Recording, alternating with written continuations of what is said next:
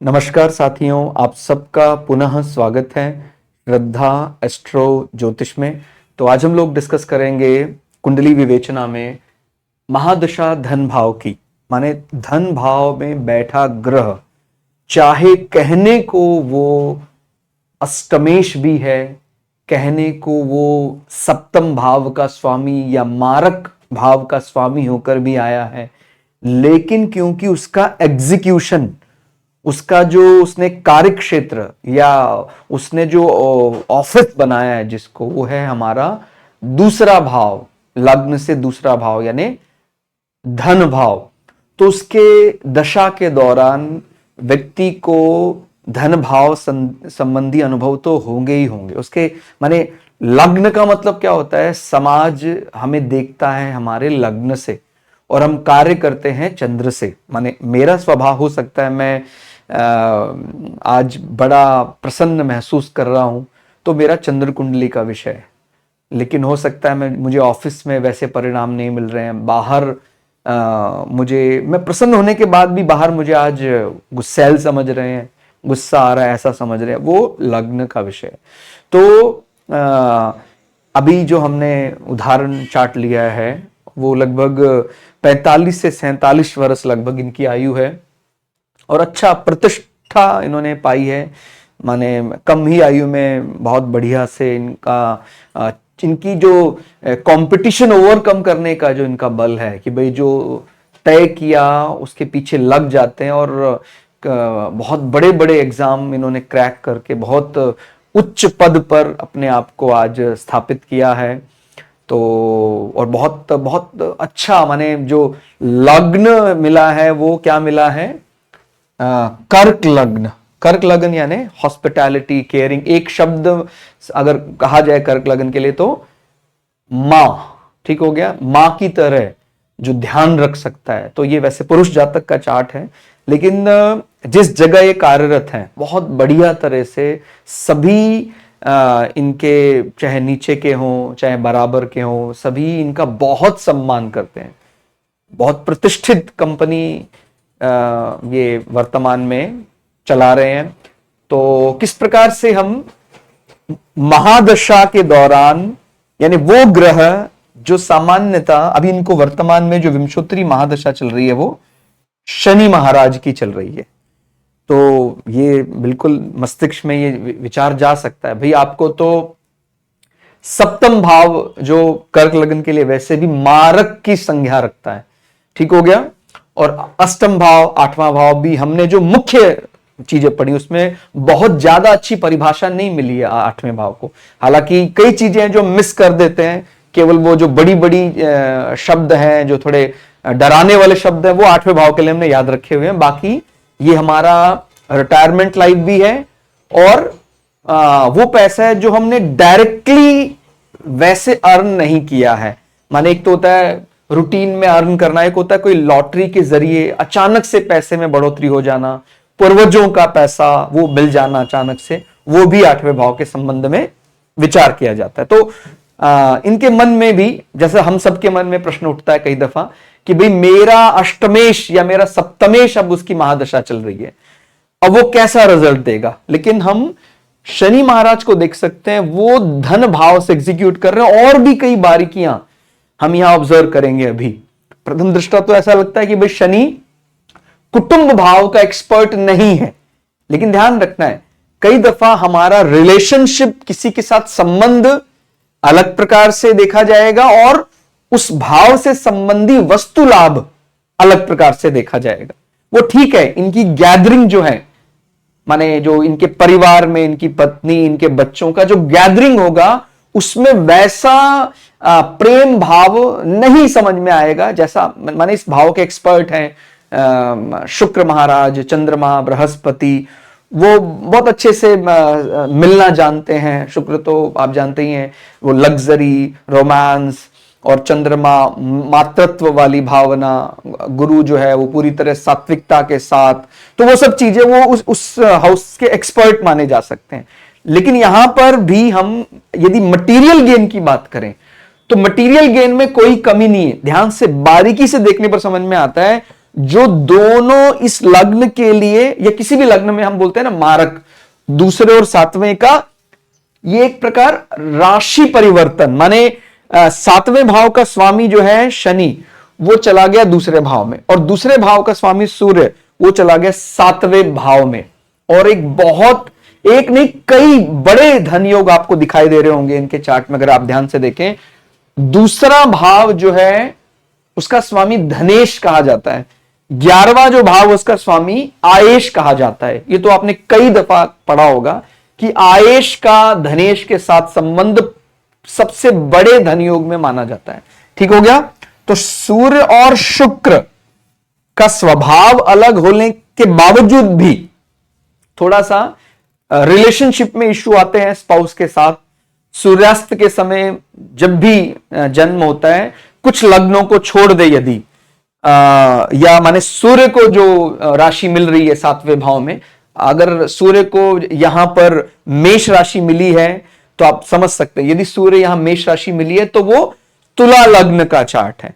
ठीक हो गया। तो तुला लग्न में यदि सूर्य सातवें भाव में बैठ जाते, तो क्योंकि वो उनकी उच्च राशि है, तो वो एक प्रकार से दोष रहित माना जाता। नहीं तो स्पाउस जो है, पार्टनर जो है, कुछ ज्यादा ही आदेशात्मक मुद्रा में रहता है, माने उसको ऑर्डर देना है, आपको उसको ऑर्डर फॉलो करना पड़ेगा। बट जब फेवरेबल मूड में होता है तो हम उसके आदेश को इजीली एक्सेप्ट करने, माने उसको स्वीकार कर लेते हैं। उच्च का सूर्य सातवें भाव में बैठा है, या कुंभ लग्न में भी सातवें भाव के सूर्य में माने दोष कम माना जाता है। हम जानते हैं कुंभ लग्न पड़ेगा यदि, माने यदि 11 यहां पड़ेगा तो यहां क्या पड़ेगा, यहां 5 पड़ेगा। 5 यानी लियो, सिंह राशि, और सिंह राशि का सूर्य, तो आप वो मंथ वाइज भी हमने और भी कई वीडियो में डिस्कस किया कि कौन से महीने में जब जातक का जन्म होता है तो उसको सूर्यास्त के समय दोष नहीं लगता है। वो हमने और कई वीडियो में, क्योंकि सूर्य का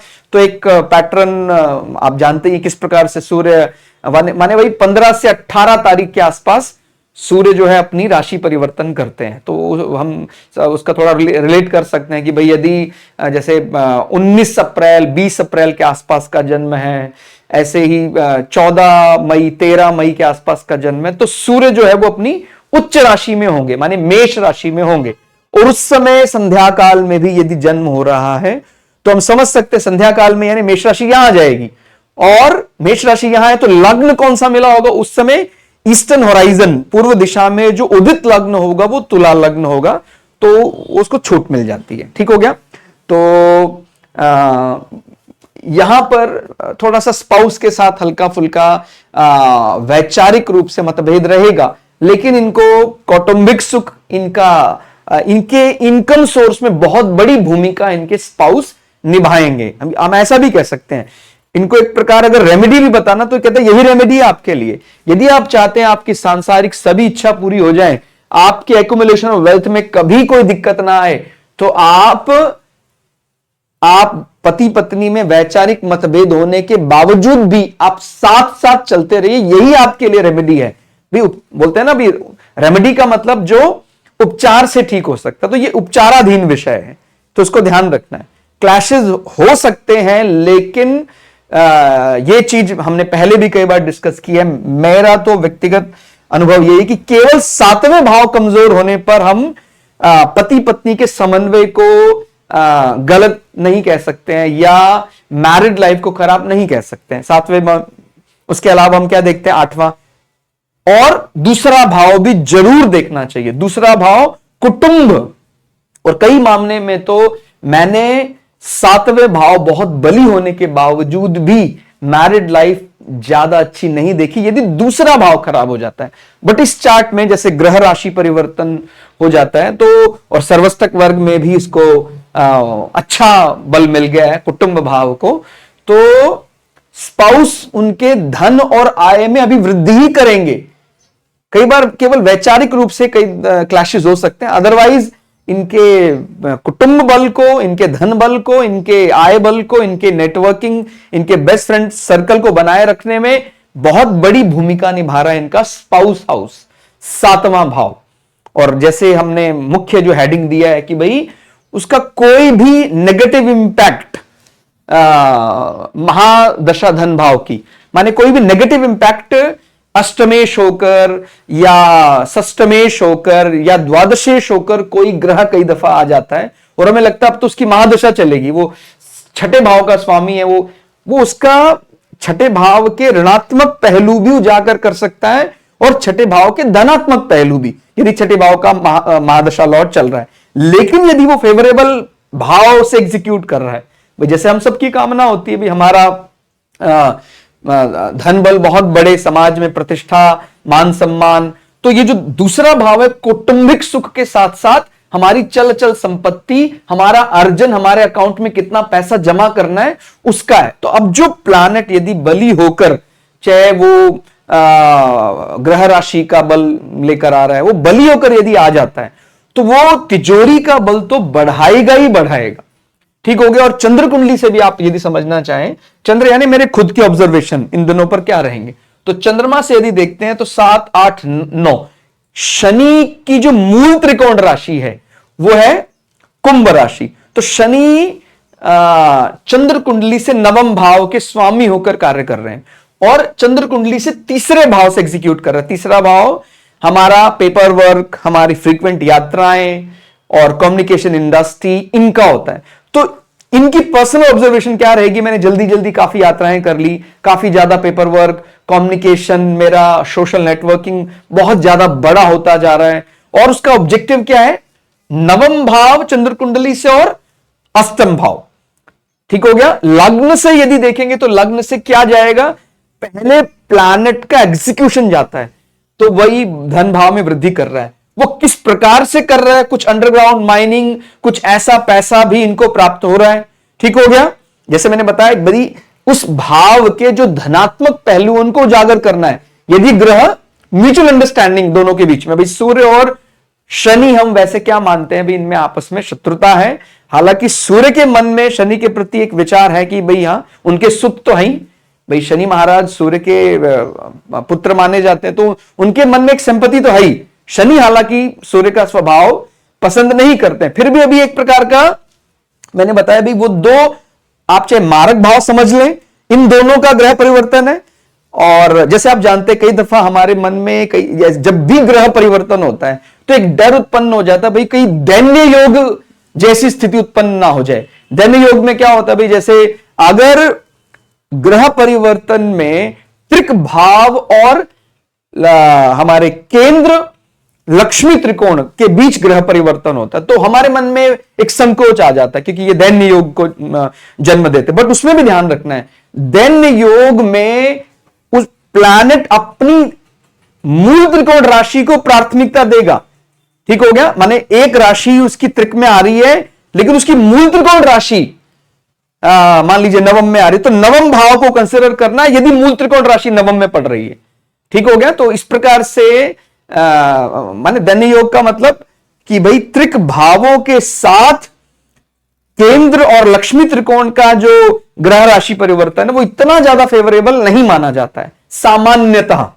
लेकिन यदि उसकी मूल त्रिकोण राशि वो एक ही कैटेगरी में है, मान लीजिए वो त्रिक भाव है, तो 6, 8, 12 का जो परिवर्तन है वो अच्छा माना जाएगा। यहां अगर आप ध्यान से देखें कई दफा दिमाग में विचार आ सकता है कि गुरु जो गुरु है वो बुध पर दृष्टि संबंध बनाए हैं और बुध गुरु पर, और दोनों का राशि परिवर्तन है। दिमाग में बात जा सकती है भाई गुरु तो नवमेश है तो नवमेश का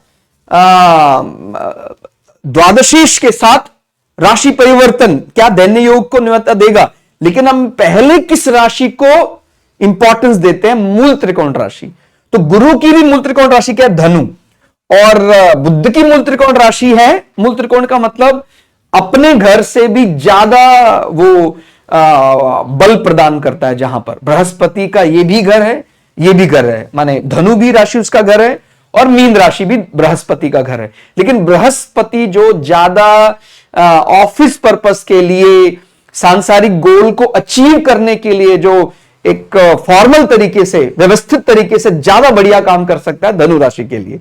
इसी प्रकार से बुध ज्यादा व्यवस्थित होकर चीजों को अचीव करने के लिए काम कर सकता है कन्या राशि के लिए। तो कन्या राशि और धनु राशि के स्वामी होकर यदि दोनों का राशि परिवर्तन हो रहा है, तो ये धन्य योग कैसे? क्योंकि 3, 6, 8, 12 में तो एक प्रकार की आपसी सहमति है कि भाई हम तो एक ही कैटेगरी के व्यक्ति हैं, इसलिए हम में कोई ऐसा विवाद है ही नहीं। ठीक हो गया? तो इसमें आप ध्यान से देखेंगे तो सूर्य और शनि का भी राशि परिवर्तन है, जो एक ही विचारधारा, मान इनमें दोनों पे टैग तो वही लगा हुआ है। जैसे दूसरे और 7वें भाव के स्वामी को हम मारक की भूमिका में भी रखते हैं। ठीक हो गया? इसी प्रकार से 6, 8, 12 या 3, 6, 8, 12 इनमें भी एक प्रकार की म्यूचुअल अंडरस्टैंडिंग है कि हमें इस प्रकार के भाव मिले हैं, कोई पराक्रम है, कोई रोग भाव है, तो इस कारण से इनको कोई ऐसा दैन्य योग का दोष नहीं लगता है। जहां तक बात लग्न में मंगल की है, लग्न में कर्क राशि में नीच का मंगल माना जाता है, वो ठीक है, मुख्य जो हेडिंग है वो हमने महादशा धन भाव की, लेकिन इसके साथ साथ चार्ट में और भी जो कई पॉइंट्स हैं वो भी हम समझने का प्रयास करेंगे कि इनके जीवन में शुरुआत में, माने बाल्यकाल में, इनको बॉन मैरो समझ लीजिए, पराक्रम संबंधी इशू रहे हैं। मंगल कर्क राशि में डेबिलिटेटेड कमांडर को जैसे हमने किचन में बिठा दिया तो कमांडर थोड़ा सा अपने आप को लो फील करने लग जाता है, अभी मैं यहां करूंगा क्या। तो इनका पराक्रम जो है या इनका जो इनिशिएटिव शुरुआत में कमजोर रहा, और मिनरल्स की कई रेयर मिनरल की कमी भी हो सकती है, सर्वष्टक वर्ग भी पहले भाव का कम है, लेकिन उत्तर कालामृत के अनुसार वही मंगल जो डेबिलिटेटेड है वो वक्री है। तो वो जब कोई ग्रह नीच होकर वक्री हो जाता है तो उच्च समान फल देता है सेकंड हाफ, माने ब्रह्मचर्य के बाद वैवाहिक संबंध जब इनका हुआ तो ये मंगल अभी एक प्रकार से कह सकते हैं अभी काफी ज्यादा स्वाभिमान होने के कारण वो उच्च की तरह बर्ताव कर रहा है। हालांकि जो ग्रह चार्ट में यदि डेबिलिटेटेड होकर बैठा है उसका ध्यान तो हमें हमेशा रखना ही पड़ेगा। ठीक हो गया? मां को हृदय संबंधी इशू होने का भय भी रहता है। ठीक हो गया? और यदि अपने सहोदरों के साथ, भाइयों के साथ, मंगल भाइयों का कारक होता है, और मंगल कोई ऐसे डिफेंस में काम करने वाले व्यक्ति, उनके प्रति एक अच्छा बर्ताव, उनका रिस्पेक्ट काफी हद तक मंगल को शांत रखता है। तो ठीक हो गया? तो ये जो कर्क राशि का मंगल है ये क्योंकि वक्री होकर बैठा है तो काफी हद तक अपने जीवन में वो चीजों को मैनेज कर पाएंगे। जहां तक लग्नेश चंद्रमा का 12वें भाव से काम करने का प्रश्न है तो इनके जीवन में foreign land, foreign people, foreign investment से ही इनको सब कुछ प्राप्त हुआ है और आगे भी वहीं से सब कुछ प्राप्त होगा। जन्म स्थान में ज्यादा रह नहीं पाए, जल्दी ही जन्म स्थान से बाहर आ गए और उन्हीं से घिरे रहते हैं, यानी अपने कल्चर से एकदम अलग कल्चर के बीच रहना, उसके बावजूद भी अपने कल्चर को बनाए रखना। जैसे ये चीज मैंने पहले भी कई बार डिस्कस की है कि जब भी गुरु पूरी तरह अपने आप को बचाए रखता है किसी मैलेफिक इंपैक्ट से, तो व्यक्ति विदेश में जाकर भी या विदेशियों के बीच रहकर भी अपने कल्चर को बड़े स्वाभिमान के साथ रख पाता है। और जब गुरु चंडाल योग में आ जाता है, कोई मैलेफिक इंपैक्ट उसको परेशान करने लग जाता है, तो फिर व्यक्ति अपने कल्चर को कॉम्प्रोमाइज करता है दूसरे को खुश करने के लिए। ठीक हो गया? तो अब इसको आप माने ऋणात्मक समझे, धनात्मक समझे, वो चीज मैं आप पर छोड़ता हूं। फिर भी गुरु राहु का यदि थोड़ा गैप बन जाता तो व्यक्ति एक बीच का रास्ता निकाल लेता है, लेकिन अगर वो बिल्कुल ही क्लोज हो जाते हैं गुरु और राहु तो व्यक्ति को फिर ये हिदायत दी जाती है, वो तो अच्छी बात है कि आप दूसरे की संस्कृति सभ्यता का सम्मान करते हैं, लेकिन अपने आप को कॉम्प्रोमाइज नहीं करना है कि भाई मैं अपनी संस्कृति को जग जाहिर ना करूं या मैं छुप कर रहा हूं। लेकिन यहां पर बिल्कुल ऐसा नहीं है, यहां पर बिल्कुल गुरु और चंद्रमा कहीं भी बैठे हैं, यह भी आपके मन में नहीं जाना चाहिए कि भाई इनका जो ये संयोग है गज केसरी का प्रभाव कम हो जाता है 6, 8, 12 में, क्योंकि चंद्रमा उनके लिए नहीं बना हुआ है। अगर आप उसको अच्छे से विचार करें, यही चार्ट, बहुत ज्यादा पीछे नहीं जाना, यही चार्ट में 500 साल पहले यदि रिकॉर्ड कर रहा होता, 500 क्या, यदि मैं 250-300 साल पहले भी देख रहा होता, तो हम सामान्यतः क्या मानते हैं, देश काल पात्र जो बोला गया है कि उस समय अनुसार फलित करना उपयुक्त रहता है। तो उस समय हम सभी ज्यादातर अपने जिस ग्राम में हम हमारा जन्म हुआ है उसी ग्राम क्षेत्र में रहते थे ज्यादातर। तो अपने क्षेत्र को छोड़कर जाना ज्यादा अच्छा नहीं माना जाता था। उसी शहर में रहना, उसी गांव में रहना और वही जीवन बीत जाता था।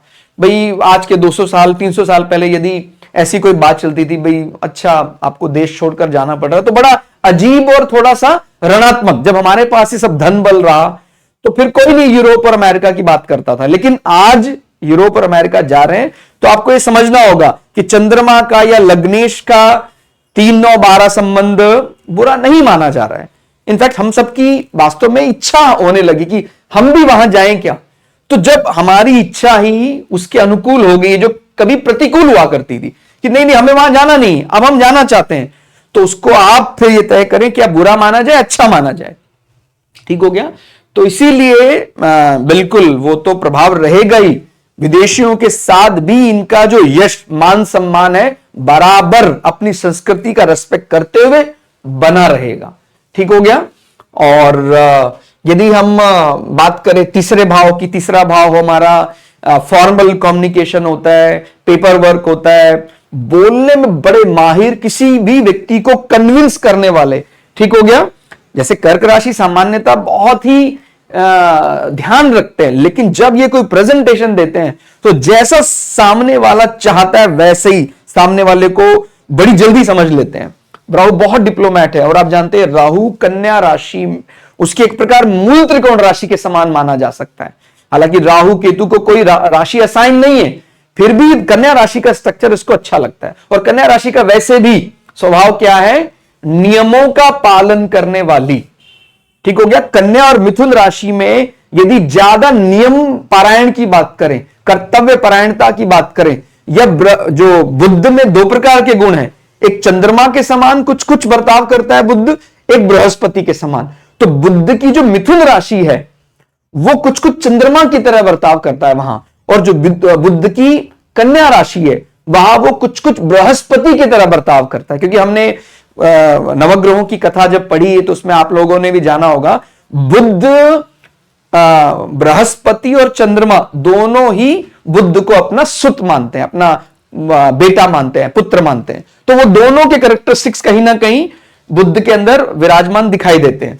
और तीसरा भाव वैसे वार्तालाप का अच्छा है, लेकिन जैसे मैंने बताया यदि हम इससे संबंध, इससे प्रॉमिसिंग वैसा, माने हमारा सहोदर, हमारा भाई, हमारा पड़ोसी, उससे कुछ ऐसा उम्मीद करेंगे, बहुत ज्यादा विश्वास पात्र बना रहेगा, तो वो ज्यादा विश्वास नहीं कर सकते। बिकॉज राहु बाकी चीजों में एक्सपर्ट है, लेकिन वो भाइयों के बीच भी फिर डिप्लोमेसी लाने लग जाता है। तो पेपर वर्क में यदि भाइयों के साथ कुछ ऐसा है, पड़ोसियों के साथ है, तो सतर्क होकर कार्य करना चाहिए। बाकी मैंने जैसे बताया कि बोलने में माहिर है, यात्राओं से, फ्रीक्वेंट यात्राओं से सुख, खासकर विदेशी व्यक्ति, दूसरे कल्चर के लोगों के बीच में जाकर रहना बहुत बढ़िया।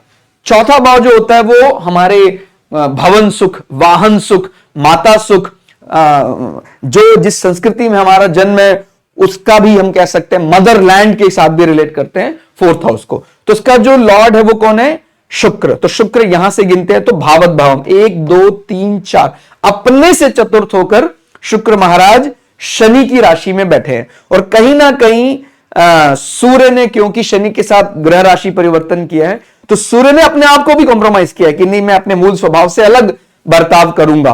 और जैसे मैंने बताया कि सूर्य और शुक्र का मिलन यहां एक बड़े धन योग को भी न्योता दे रहा है, इसीलिए रियल एस्टेट में भी इनको बहुत बढ़िया मुनाफा होगा और बहुत बड़ा वाहन चलाते होंगे ये। ठीक हो गया। तो इस प्रकार से चीजें हम समझ सकते हैं। 5वां भाव संतान, फैमिली, प्रेस्टीज, स्पेकुलेशन, आम भाषा में जिसको सट्टा बोल देते हैं। तो उसका जो प्राइमरी लॉर्ड है वो कौन है, मंगल। तो मंगल अपने से यदि गिनते नवम होकर नीच भंग करा रहा है, पूरी तरह से बली होकर बैठा हुआ है। तो जैसे मैंने बताया कि अब उसके नेगेटिव इंपैक्ट को नहीं आंकना है, बस वही है, थोड़ा सा वैसे ध्यान रखें इनको कि भाई हाँ, अपने सहोदरों के साथ, अपने हम उम्र चाचा ताऊ के भी जो बच्चे हैं उनके साथ बनाकर रखें तो बढ़िया रहेगा। बाकी इनकी संतान की दृष्टि से, क्योंकि चंद्रमा का विरोधी नहीं है कोई मंगल, भवन सुख के लिए तो बहुत ही बढ़िया है कर्क राशि का मंगल, एक प्रकार, क्योंकि चौथा भाव भवन का होता है, ज़ोडिएक का चतुर्थ भाव है कर्क राशि, तो वो जमीनी सुख तो देता ही देता है, माता के लिए थोड़ा कष्टकारी होता है, अदरवाइज वो, और यहां तो क्योंकि वक्री होकर डेबिलिटेटेड हो गया तो नीच भंग हो गया, पूरी तरह उच्च की तरह बर्ताव करेगा। तो संतान सुख, अब इसको सर्वष्टक वर्ग की दृष्टि से भी देख सकते हैं। बलि है 34 अंक, 34 पॉइंट्स, तो बलि, और इसके सेकेंडरी लॉर्ड को भी देखा जाता है। जब हम एक्वेरियस कुंभ राशि को देखें और वृश्चिक राशि को देखें तो हम राहु और केतु पर भी जरूर विचार करते हैं। तो ये स्कॉर्पियो यानी हाइडिंग नेचर होता है, एक प्रकार से गुप्त पराक्रम की बात करते हैं, और इसका लॉर्ड केतु अपने से पंचम होकर बैठा हुआ है, अपने से 5, अपने से 9 होकर बैठना बहुत बढ़िया माना जाता है। ठीक हो गया, यानी बहुत आसानी से संतानों का मान सम्मान यश बढ़ जाता है, और अपने से 5 का माने वो विवेक की बात करता है, अपने से 9 का माने उच्च शिक्षा की बात करता है।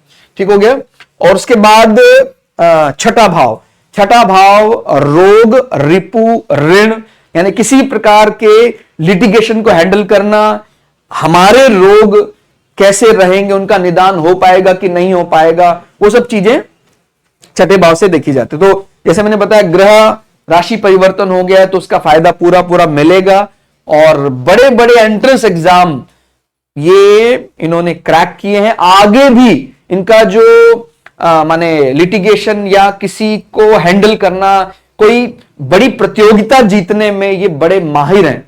ठीक होगा, तो इस प्रकार की किसी भी चीज में ये घबराने वाले नहीं है। एक चीज और भी समझ सकते हैं, जब हम इस प्रकार का कोई कॉम्बिनेशन देखते हैं, जैसे बुध और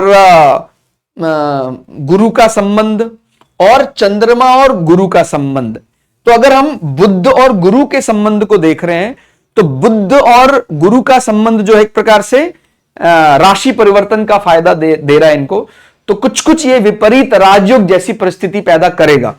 और यदि हम चंद्रमा और गुरु का संबंध देख रहे हैं तो चंद्रमा लग्नेश है, गुरु नवमेश भी है, तो हम जानते हैं एक प्रकार से वो एक सामान्य राजयोग। तो विपरीत राजयोग और राजयोग में अंतर क्या होता है, जब भी हम ये ऑर्डर देखेंगे, दशा ऑर्डर, कि भाई बुध के बाद गुरु आ रहा है, तो उनको विपरीत परिस्थिति आने के बाद लॉन्ग लास्टिंग फेम मिलेगा।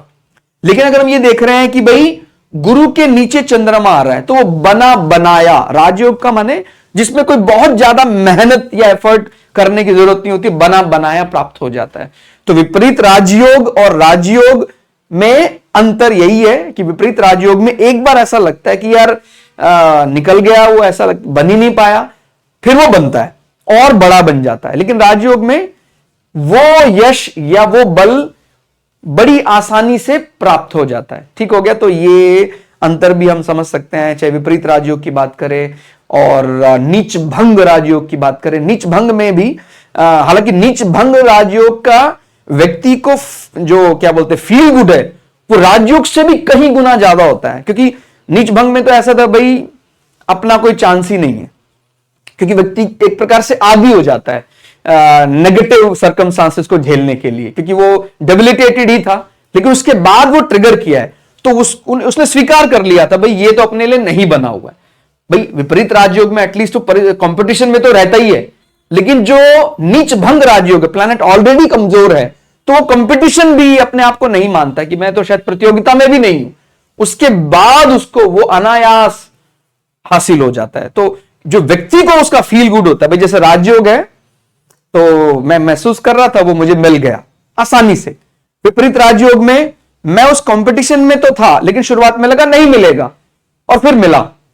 और नीच भंग में मैं कंपटीशन में भी नहीं था, मैंने अपने आप को आदी बना लिया था, मैंने स्वीकार कर लिया था कि मैं तो शायद वो नहीं कर सकता हूं, फिर जो मिलता है। तो इसलिए जो व्यक्ति के मन में जो एक क्या क्या बोलते हैं कि भाई वो एकदम माने फर्श से अर्श का जो अंतर है वो समझ पाता है, इसीलिए उसको मिठास कंपैरेटिवली तुलनात्मक दृष्टि से ज्यादा महसूस हो सकती है। ठीक हो गया, बाकी 7वां भाव है, ये कमजोरी है, इनको बनाकर रखना है।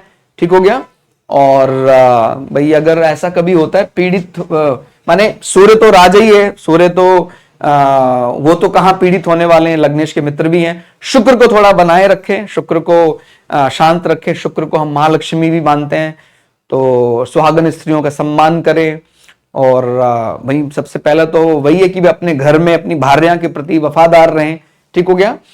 और फिर 8वां भाव, जैसे मैंने बताया कि रिटायरमेंट लाइफ के बारे में भी बताता है 8वां भाव, पूर्वजों का पैसा भी बताता है और इन लॉज फैमिली से मिलने वाले सपोर्ट भी बताता है। तो उसका लॉर्ड होकर शनि अभी धन भाव से काम कर रहा है। तो इनका अभी 2033 तक शनि महाराज चलेंगे, तो इनके धन भाव में वृद्धि तो करेंगे ही करेंगे और पार्टनर के साथ मिलकर ही ये कोई काम करेंगे ऐसा, और इनकी रिटायरमेंट लाइफ को वो सिक्योर कर देगा। ठीक हो गया। तो ये अपने को मुख्य यही चीज ध्यान रखनी है, जो आज का हेडिंग भी था कि कई बार हम केवल प्लैनेट क्या करना चाहता है या उसको क्या गोल मिला है, वो उसका अधूरा ज्ञान लेकर घबरा जाते हैं कि भाई किसकी दशा चल रही है, अष्टमेश की दशा, अरे बाप रे, किसकी दशा चल रही है, षष्टमेश की दशा, किसकी दशा चल रही है, द्वादशेश की दशा।